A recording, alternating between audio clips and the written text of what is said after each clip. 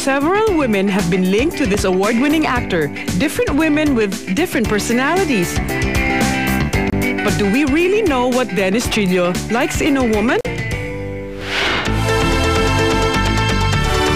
So basically, gusto ko lang talaga yung mga simpleng babae. Aba, simple lang naman pala ang ideal girl ng ating matini idol na si Dennis. Well, Dennis, hindi kami nahirapang hanapin ang perfect woman for you. Pagdating naman sa pag-aayos sa makeup, mas gusto ko yung talagang kung maglalagay ng makeup, simpleng-simple lang. Kung pwede nga sana walang makeup dahil dun mo makikita yung totoong beauty, di ba? Tsaka na hindi mo na kailangang lagyan pa ng mga kolorete. Ayun, ganun yung mga gusto ko.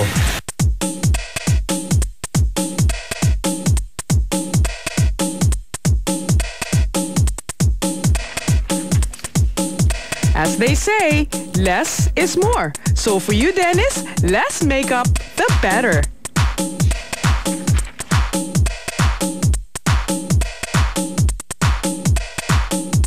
And for those very busy women out there, like our lucky lady, listen to what senior stylist has to say. Siguro naman, alam niyo na kung sino ang tinutukoy ni Dennis na perfect woman for him. Walang iba, syempre, kundi ang kanyang proud mama na si Mami Rita.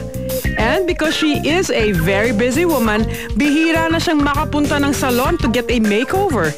Now, Mommy gets her well-deserved treat. Nagustuhan ko naman yung style ng buhok ko. Medyo naninibago lang ako kasi hindi ako used dito sa ganitong makeup Pero maganda naman. At least nasubukan ko yung ganitong makeup. At masaya ako. Hi, Den. Okay ba? Okay ba yung makeup ko? Now, that's my kind of girl. I love you, Mama. Sa iba yung talagang unconditional. Ayun, kaya yun pa lang talagang sobrang proud na ako sa kanya. Michael! Welcome back to One Proud Mama. Alam naman natin how proud your mom is of you sa lahat ng mga successful things that had happened to you. Ikaw, how proud of you of your mom? Ako, sobrang proud kasi talagang wala akong masabi sa kanya. Siya yung sobrang bait, sobrang understanding sa lahat ng bagay. Kahit na ano pwede mo sabihin sa kanya. Tsaka susuportahan kanya kahit na saan anong bagay. Doon mo mararamdaman yung pagmamahal na hindi mo mararamdaman sa iba, yung talagang unconditional. Ayun, kaya yun pa lang talagang sobrang proud na ako sa kanya.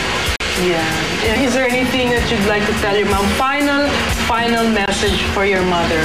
Ano ba? Gusto ko mag-thank you sa lahat. Lagi naman mag-thank you sa kanya every time. Pero, ayun, gusto ko mag-thank you ulit dahil sobra yung pagmamahal na pinapakita mo sa akin kahit hindi tayo masyadong madalas magkita. And sana, huwag ka magsasawang intindihan ako palagi. And, yun, I love you. Love you too. Kayo, Mommy, you want to tell them anything? Final message?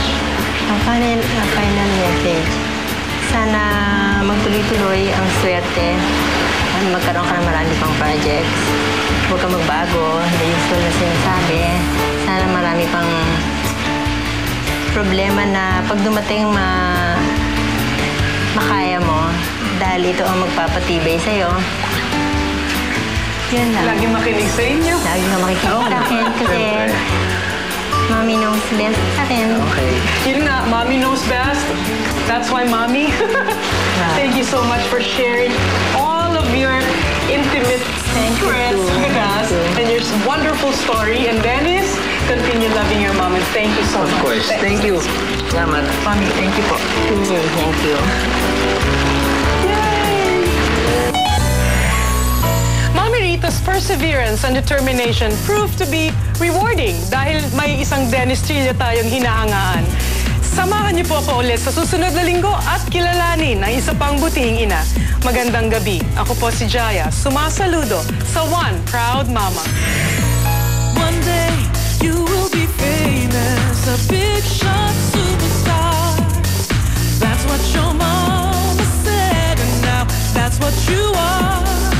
She says, my child, you take after me. I'm sure you agree, though you laugh out loud. You know what she's talking about. Whoa, whoa, all the things she says are true. Ako, sugar pop. There, go. Okay lang. Time to let the whole world know. One proud mama, one proud mama, the one behind the stars they know. One proud mama, one proud mama. Time for you to scream and shout, show them what she's all about. One proud mama. Hello, Ma! Ay, sanda... Huwag kang makulit. Uuwi na po!